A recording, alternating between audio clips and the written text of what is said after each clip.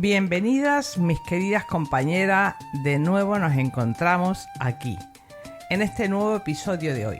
Estoy muy contenta porque se va sumando más gente de Latinoamérica, como por ejemplo Chile, Colombia, y no sabéis la ilusión que me hace. Yo no sé qué pasa con las españolas. Bueno, sí sé lo que pasa con las españolas. Aquí es verano, entonces todo el mundo anda de vacaciones, la gente se desapega de las pantallas, que es lo que deben de hacer, y lo que tienen que hacer es disfrutar. Así que bueno, las españolas volverán cuando acabe el verano. Bueno, dicho esto, hoy vamos a hablar y a contar la vida de Gabriela Mistral, ni más ni menos. Seguramente las que sois de Chile conozcáis mucho más de ella de lo que conozco yo. Aún así, he hecho una investigación profunda. He revisado fuentes fiables, he revisado cartas, biografías y estudios recientes, porque me quería asegurar, sí o sí, de contar su vida con profundidad, con respeto y con la verdad que ella merece. Pues dicho esto, vamos con todo. Gabriela fue una mujer poderosa, brillante y reconocida en el mundo entero. Fue muchas cosas: escritora, la primera latinoamericana en ganar un Nobel, educadora de los más pobres y defensora incansable de la infancia. Pero en lo más hondo de su alma también hubo huecos, vacíos, exilios internos y amores que dolieron más de lo que sanaron. Y vamos a hablar de todo eso, sin romantizar, pero con todo el respeto y la admiración que ella merece. Y ya que vamos a entrar en temas tan íntimos, quiero abrir una reflexión más profunda. Mirad, chicas, mientras no reconozcamos e identifiquemos nuestras heridas, nuestras carencias afectivas, nuestros vacíos, ninguna relación, sentimental o no, podrá ser realmente gratificante ni enriquecedora. Porque esas heridas no miradas se transforman en demandas que no se pueden saciar jamás. Se convierten en celos, en miedo a la pérdida, en posesión disfrazada de amor. Y eso nos acaba alejando, cuando lo que más queríamos era estar cerca. Por eso, si te interesa este contenido relacionado con las relaciones personales, el autoconocimiento o cómo sanar o salir de vínculos que no nos convienen, yo también te puedo echar una mano por ahí. ¿Y por qué? Porque mi verdadera profesión es terapeuta. Soy terapeuta desde hace más de 25 años, así que conozco bien este terreno. Entonces, si te resuena abrir esta línea de contenido, llamémoslo de autoconocimiento personal, que podríamos tratar de vez en cuando, déjamelo en los comentarios. Si hay una mayoría que quiere, abriremos este melón. Y por supuesto yo lo haré con todo el amor y la experiencia y la honestidad que a mí me caracteriza. Y quiero decir algo más, antes de meternos de lleno en la vida de Gabriela Mistral. Este canal no es solo sáfico. Aquí hablamos de muchas mujeres y de muchas formas de resistencia. Este es un canal que se hizo por y para los derechos humanos, por la memoria, por la justicia, desde una mirada feminista, cálida y comprometida. Si tengo que poner algunos ejemplos de reivindicación de los derechos fundamentales que tienen los seres humanos, empezaría por las mujeres. A mi juicio, el ser humano más maltratado a lo largo de la historia, de verdad, por siglos y siglos, ha sido la mujer. Por otro lado, las personas racializadas. Otra cuestión que a mí no me cabe en la cabeza. Es un despropósito sin lógica alguna. Otra cuestión es la inmigración. Aquí en España, bueno, no solo en España, creo que es a nivel global y mundial, hay un resurgir de xenofobia que me revuelve las tripas.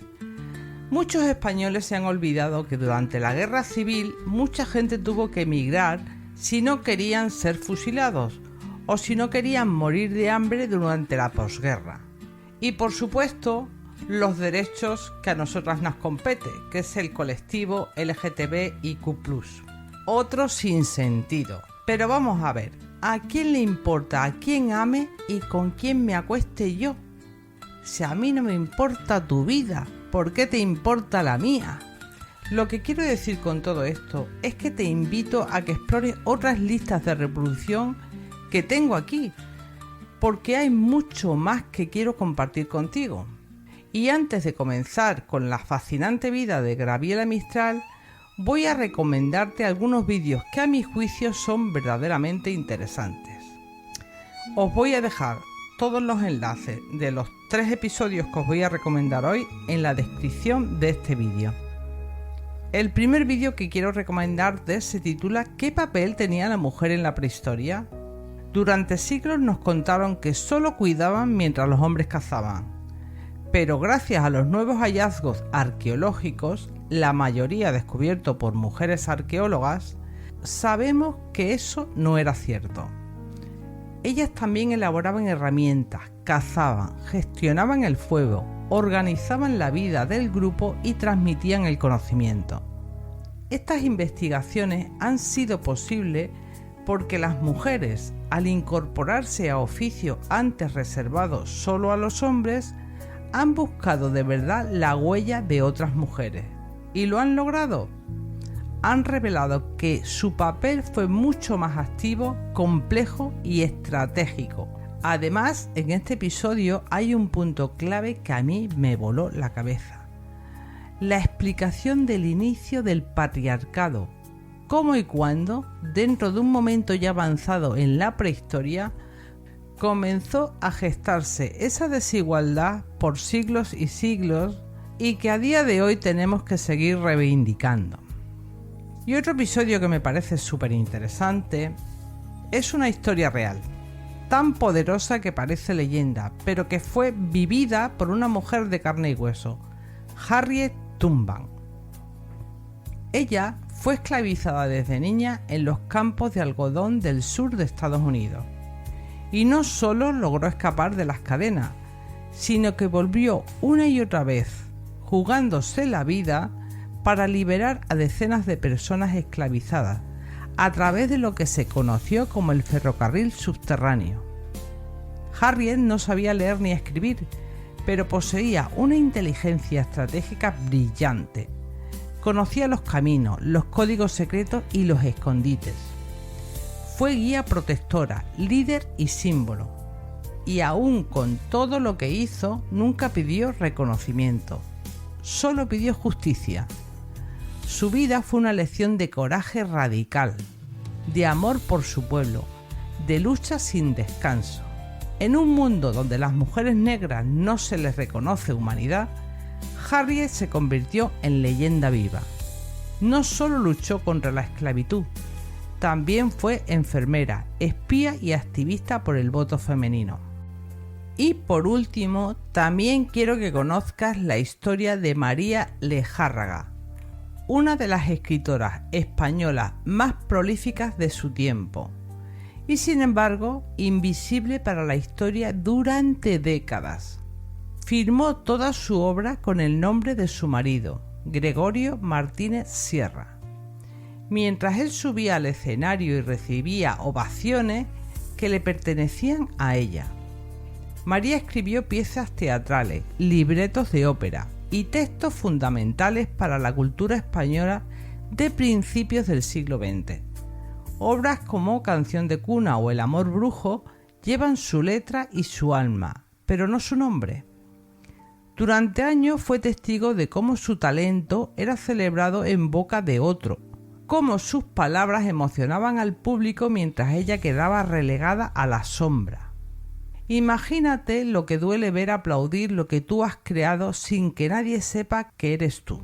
Solo mucho después, ya en el exilio, María rompió el silencio, reveló la verdad, publicó sus memorias y reclamó lo que le fue negado. Y al fin su nombre empezó a ocupar el lugar que siempre mereció.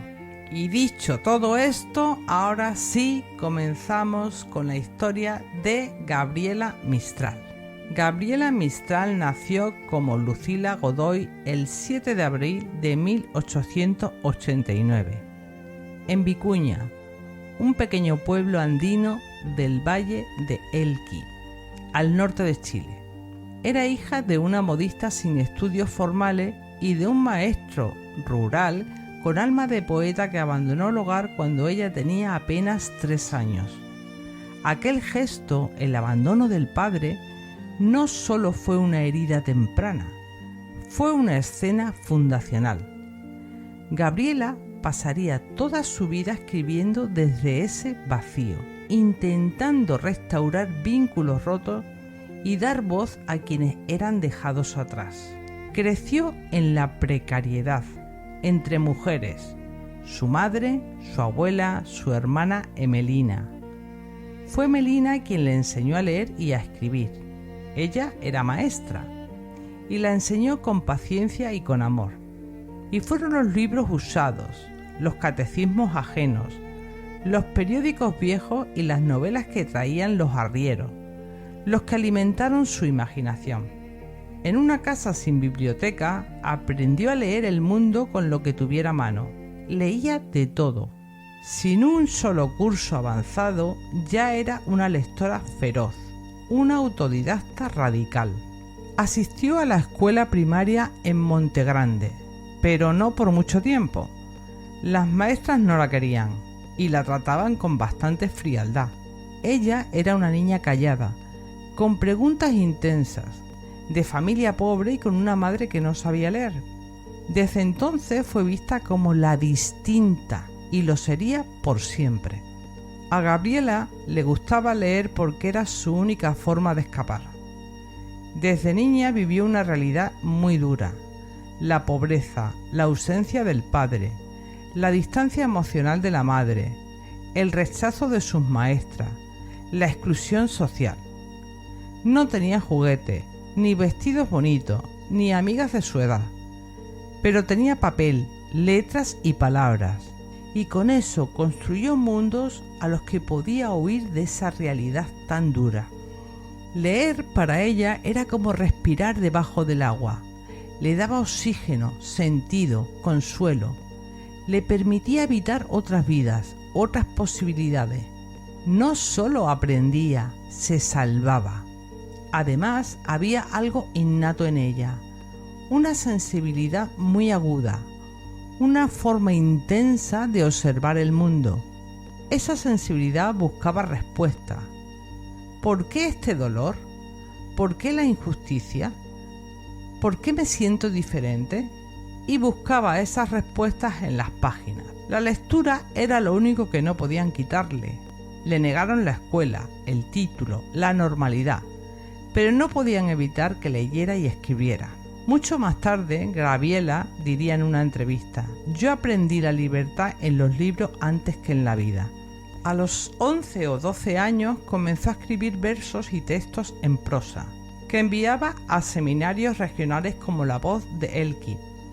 Algunos se publicaban, aunque firmaba con sus iniciales, LG, o seudónimos discretos, por miedo al rechazo. No era un juego.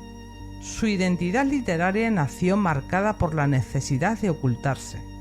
A los 15 años, al enviar un poema más ambicioso al periódico El Coquimbo, decidió firmarlo por primera vez como Gabriela Mistral, un nombre que inventó tomado prestado de los poetas Gabriele D'Annunzio y Frédéric Mistral. Lo hizo para que la tomaran en serio y funcionó. El nombre de Gabriela era más libre que el nombre de Lucila. Ese mismo año intentó ingresar en la Escuela Normal de La Serena para estudiar formalmente el magisterio, pero la rechazaron, oficialmente por falta de recursos, pero también por prejuicio.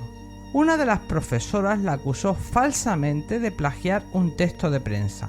En los informes internos la describían como poco adecuada, por su carácter, su orfandad y sus ideas demasiado sombrías. Aquel portazo fue devastador. Sintió que el sistema no solo la ignoraba, la excluía activamente. Y sin embargo, gracias a Emelina, su hermana, consiguió trabajo como ayudante de maestra en la Compañía Baja, una escuela rural cerca de La Serena. Allí enseñaba a leer a niños campesinos que, como ella, venían de la pobreza. Lo hacía sin un salario digno, sin título y sin apoyo, pero con una vocación ardiente.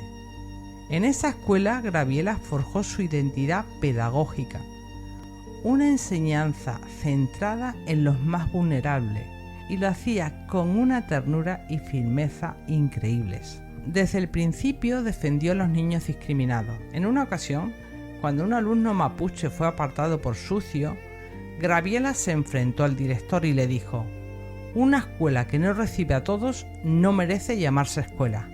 Así era su ética, feroz, encarnada, sin adorno. No discutía en abstracto, discutía por justicia concreta. Y también desde entonces se notaba su diferencia. Se vestía sobria, sin adornos, con faldas largas y blusas cerradas. Caminaba sola, no hablaba de novios, no mostraba coquetería. Las demás jóvenes iban al baile. Ella se encerraba a leer o a escribir. Los rumores empezaron temprano, que era rara, que parecía un hombre, que se creía mejor que los demás. La llamaban el bicho raro. No encajaba en el ideal femenino de la época. No era sumisa, no era sociable, no era decorativa. Y yo, según iba investigando, me preguntaba, ¿pero por qué esta discriminación? ¿Y por qué la llamaban la distinta? Pues había muchas razones. Por ser pobre, lo primero. Por vivir sin padre, lo segundo. Por no tener estudios formales. Por hablar con un lenguaje elaborado y filosófico. Por no mostrar interés en los hombres. Y por llevar dentro una intensidad emocional difícil de esconder. ¿Y qué significa esto último? Pues que Graviela no sabía sentirse a medias. Lo que amaba, lo amaba con todo. Lo que dolía, lo dolía hasta el hueso. Esa intensidad se volvía evidente en su forma de escribir, grave, apasionada, sin adorno, pero también en su manera de mirar, de relacionarse, de defender a quienes nadie defendía. Su carácter directo y su emocionalidad profunda la hacían incómoda en un entorno que prefería mujeres dóciles, discretas y sonrientes. Ella era todo lo contrario. Toda esa diferencia se filtró en su escritura. Desde bien joven, Graviela escribía como quien sangra por dentro. Sus versos eran densos, dramáticos, atravesados por el abandono, la culpa, la ternura profunda y una necesidad feroz de consolar y consolarse. No era una poeta luminosa, era volcánica. Sus poemas hablaban de madres que pierden hijos, de mujeres sin nombre que lloran solas, de niños sin pan, de muertes sin despedida. Tenían una espiritualidad desgarrada, mezclada con tierra, con cuerpo y con duda. Por supuesto no imitaba a nadie, no se parecía a ninguna voz de su tiempo, y eso desconcertaba más aún. Y yo me hice otra pregunta, ¿ella ya intuía que era lesbiana? Pues la respuesta es la siguiente. Esa palabra en su entorno ni siquiera se pronunciaba, pero sí sabía que era distinta, que no sentía lo que se suponía que debía sentir, que le atraían algunas mujeres con una intensidad inexplicable, que le provocaban admiración, deseo, necesidad de protegerla y a veces celos. No tenía herramientas para nombrarlo aún, pero sí lo vivía por dentro.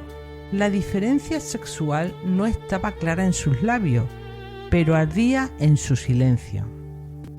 En 1914, Graviela tenía ya 25 años. Seguía trabajando como maestra rural en escuelas pequeñas, pobres, sin calefacción, donde muchas veces dormía en una habitación improvisada, con gotera y sin sueldo fijo. Aun sin título profesional, ejercía gracias a un sistema que permitía contratar a mujeres sin formación formal en zonas apartadas. Vivía con lo justo, pero vivía enseñando, y eso para ella era una forma de dignidad.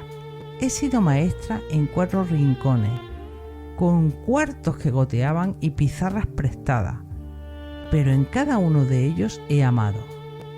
Así lo escribió años después, y no hay mejor forma y más clara de decirlo. A esa edad, Gabriela ya acumulaba una profunda vida interior. Había leído como pocas, había sido rechazada y juzgada, y también había vivido una pérdida que la marcó, la muerte de Romelio Ureta, un joven con el que había tenido una relación afectiva.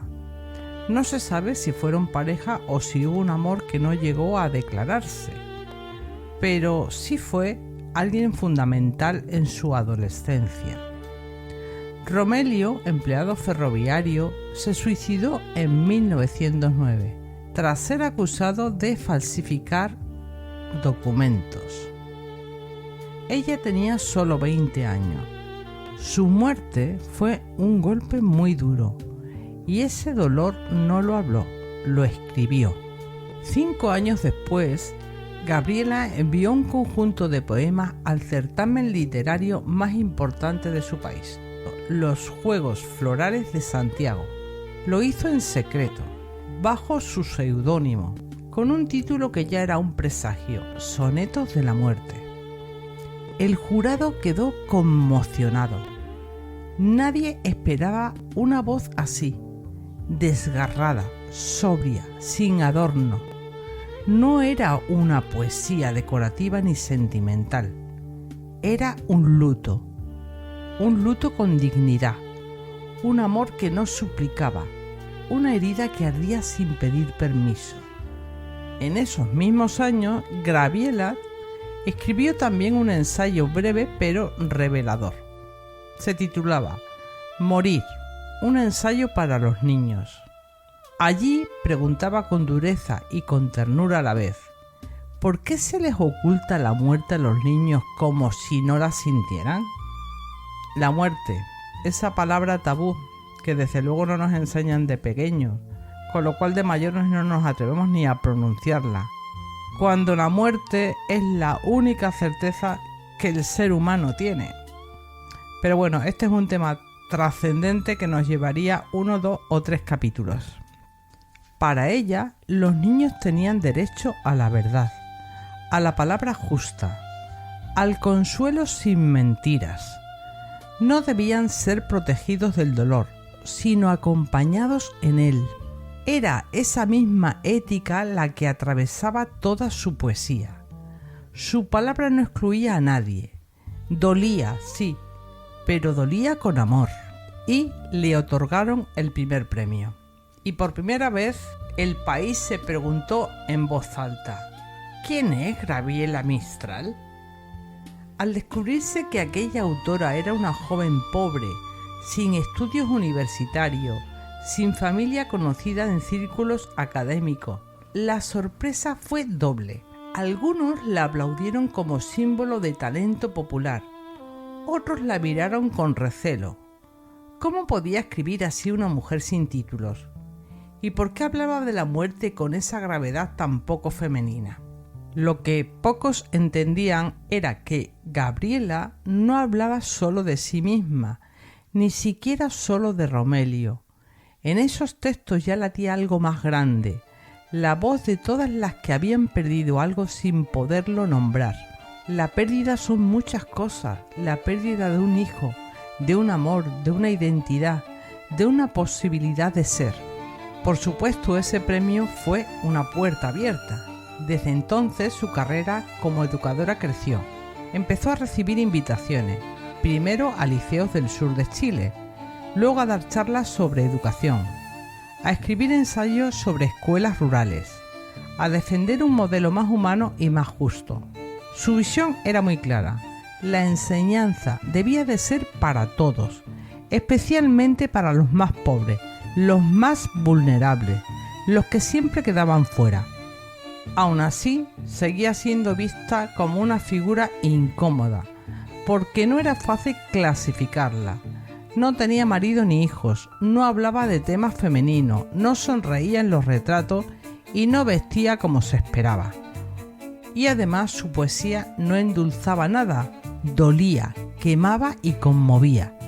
Su estilo era inconfundiblemente único, directo, grave, con una cadencia lenta y firme, como un rezo sin fe, pero lleno de ternura. Escribía desde la herida, pero no para llorar, para decir lo que nadie se atrevía a decir. ¿Había tenido relaciones con mujeres en ese tiempo? Pues no hay registro de ninguna relación explícita aún, pero sí se percibía en sus cartas y en sus escritos un vínculo especial con algunas mujeres, una forma de afectividad intensa, protectora y a veces ambigua, como si ya hubiera algo latiendo en ella, sin nombre, sin permiso, pero imposible de apagar. Gabriela Mistral no fue exiliada por decreto, no la echaron de Chile, pero tampoco la abrazaron del todo. Y cuando una no se siente bienvenida, partir también es una forma de cuidarse. Después del reconocimiento por los sonetos de la muerte, su figura fue creciendo dentro y fuera de Chile, pero en su país el respeto era ambiguo. Admiración pública, sí, pero también críticas veladas, burlas y rumores. Se le cuestionaba por no tener estudios universitarios, por su forma de vestir, por no formar una familia y por no sonreír lo suficiente. En 1922 recibió una invitación del gobierno de México para sumarse a una profunda reforma educativa liderada por José Vasconcelos. Gabriela aceptó sin dudarlo y así comenzó su vida errante. Una vida sin casa fija, pero con vocación constante. En México recorrió escuelas rurales, habló con maestras indígenas, ayudó a fundar bibliotecas y participó en la construcción de una educación más justa y más igualitaria. No iba a los salones de poder, iba a los pueblos más olvidados. Su presencia era fuerte, pero su estilo era silencioso, contenido, casi maternal. Donde iba se la escuchaba. Luego vendrían otros destinos: Argentina, Brasil, Estados Unidos, España, y más tarde, como diplomática de carrera, representaría a Chile en consulados de Italia, Francia, Portugal, Guatemala y Nueva York. Gabriela se convirtió en una figura internacional. Pero seguía escribiendo sola, de noche, en pensiones humildes o departamentos prestados, acompañada solo por su cuaderno, su melancolía y su ética feroz. Una ética que se traducía en actos. Donaba parte de su sueldo a escuelas pobres. Intervenía para ayudar a migrantes o refugiados. En Brasil pagó el funeral de una niña indígena a la que nadie reclamó. En España se opuso con firmeza al ascenso del fascismo. En Francia visitaba orfanatos. En Estados Unidos escribió cartas en defensa de los campesinos mexicanos. Nunca dejó de mirar a los últimos. Nunca dejó de ser maestra, aunque llevara un título diplomático. Y, aunque el mundo la iba reconociendo, por ejemplo la UNESCO la consultaba, la invitaban a universidades, la nombraban representante de honor, ella seguía siendo invisible para muchos en su tierra. En Chile era más fácil citarla que comprenderla. Más cómodo poner su rostro en una estampilla que invitarla a una conversación real. La experiencia del exilio moldeó aún más su escritura. Desde la distancia hablaba del abandono, de la maternidad sin hijos, de la injusticia, del consuelo. Su poesía era cada vez más honda y más universal. Ya no escribía solo como mujer chilena, sino como una voz mestiza, desplazada, que hablaba por los niños pobres, por las madres sin pan, por los que duermen lejos de su país. En una carta escribió lo siguiente: no tengo patria, no tengo afectos, no tengo hogar, pero tengo causas. Gabriela nunca escribió un poema que comenzara diciendo te amo mujer. No firmó cartas de amor con besos ni se tomó una foto abrazada a quien amaba. Vivió en una época en que amar a otra mujer era algo que no se decía. Se vivía en voz baja, se escribía entre líneas, se ocultaba detrás de una metáfora, pero su obra, su vida entera, estaba tejida de esos silencios que hoy podemos leer de otra forma. Y sí, Gabriela Mistral fue una mujer que amó a otras mujeres, profunda y apasionadamente. Tuvo varios vínculos intensos, incluso antes de que apareciera en su vida el gran amor de sus últimos años. En las décadas de 1920 y 1930 se relacionó con varias mujeres con las que compartía correspondencia constante, afectuosa y a veces claramente romántica.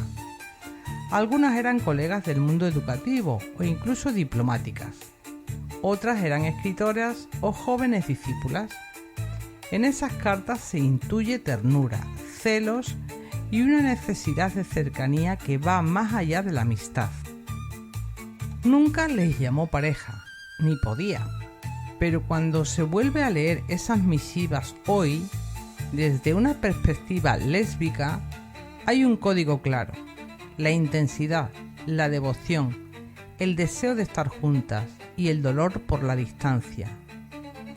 Gabriela no estaba sola, se enamoraba, solo que no tenía derecho a decirlo. Pero todo cambió en 1946, cuando conoció a Doris Dana, una joven escritora estadounidense. Gabriela por entonces tenía 57 años, Doris apenas 28. Había casi 30 años de diferencia entre ambas. Se conocieron en Nueva York, donde Gabriela trabajaba como cónsul. Doris quedó fascinada con su figura, su profundidad y su misterio. Le pidió una entrevista y Gabriela la recibió. Lo que empezó como una admiración mutua pronto se volvió un vínculo. Doris comenzó a visitarla y a acompañarla, a traducir sus textos al inglés y, sin que lo dijeran, se eligieron.